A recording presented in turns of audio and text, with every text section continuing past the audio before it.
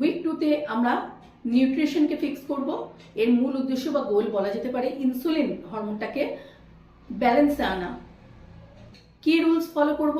প্রত্যেকটা মিলে প্রোটিন থাকতে হবে, ফ্রিকুয়েন্ট স্ন্যাকিং বন্ধ করতে হবে, আর সুগারি ড্রিঙ্কস যতটা সম্ভব অ্যাভয়েড করতে হবে, আর ব্যালেন্স মিল প্লেট বানাতে হবে।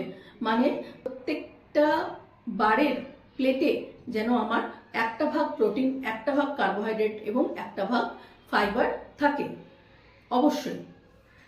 ফর এক্সাম্পল, ব্রেকফাস্টে যদি ডাল, পনির বা বেসন চিল্লা এ ধরনের কিছু নেন, তাহলে পরে লাঞ্চে ডাল, সবজি, রুটি বা ভাত এরকম মানে প্রোটিন, কার্বোহাইড্রেট এবং ফাইবার তিনটে যেন ইকুয়াল পোর্শন থাকে আপনার প্লেটে।